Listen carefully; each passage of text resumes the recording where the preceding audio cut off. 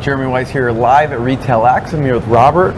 Robert, tell people about you and what your company does. Sure.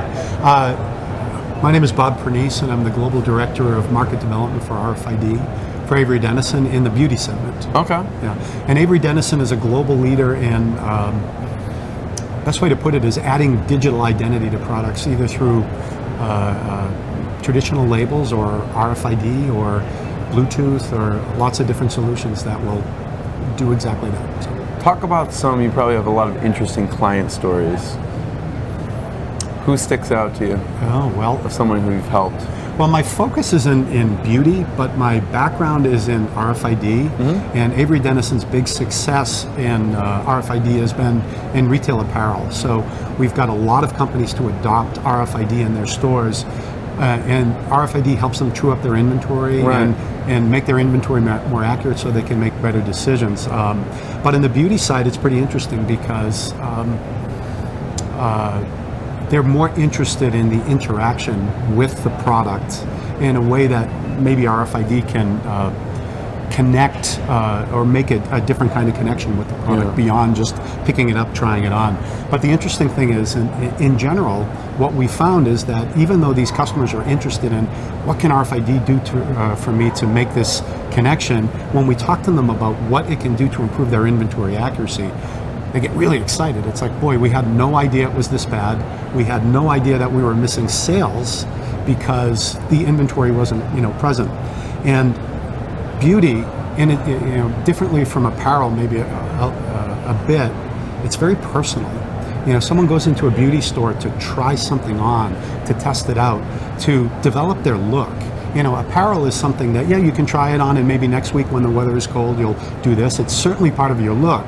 But with beauty, it's the face like an everyday life. You put forward. So what we're trying to do with our technology is make that product available so that she can go into the store and have the confidence that it's there, try new things, and even if, well, now I've got a comfort with this brand and color, I'm going to buy it online. So that's been really cool, is to bring that kind of enablement to sort of an older business. Beauty's really forward-looking with respect to branding and things like that, but from an inventory standpoint, they're not. So to be able to do that and bring something that's pretty basic to them that they didn't really even think about has been really exciting. It's a lot of different brands and retailers. It's a bit of an awakening. Yeah, what are some of the big pain points you see?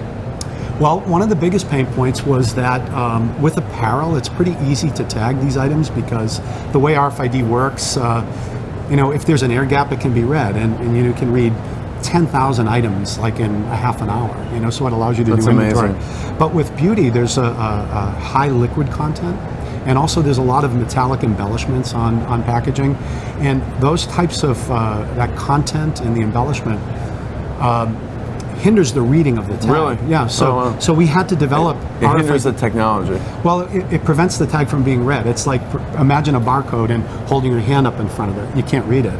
So when the tag is put directly on metal or liquid, you can't read the tag. It prevents the tag from being read. And what the tag contains is information that says, this is what I am.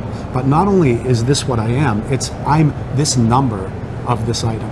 So even though a barcode indicates that it's this style, color, and size, the RFID information says that I'm this item, and that's what allows them to be counted in a parallel way in large numbers. So we were able to develop RFID technology that reads on liquid and it reads on metal. Wow. So now the inventory that can be taken in beauty can be done similarly to the way that it's really widely done now in apparel. Wow. So, what are you seeing with some of the future trends with what you do?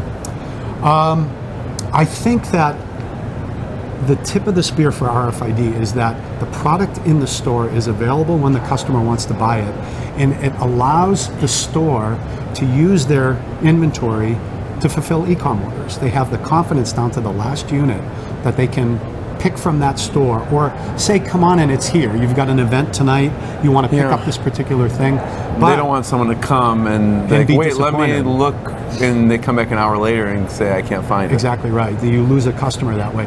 But what will happen is once it's adopted in the store, the brands will start using it back in the supply chain because their supply chains are reasonably efficient, but they're plagued by 21 cases being made, 20 cases being used to ship the order, and that one case going off into the gray market somewhere.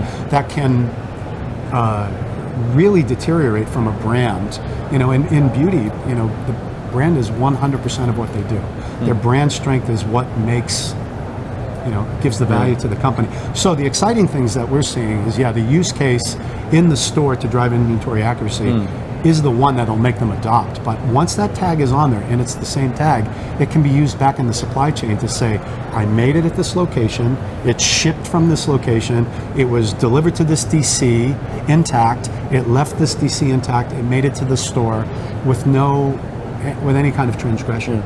So that's a really exciting thing. Yeah, but how did you get into this industry? My background is in electronic packaging, and what I mean by that is chips and things like that. And I've been involved in RFID for about 25 years, and on the technology side, but then got more involved in strategy and focused on the verticals where it was being adopted. So, where can people find out more about what your company does online? You can find it out at www.averydennison.com, and there's probably a / for RFID in there. So, all right. Bob, thank you so much. Jeremy West, live from RetailX.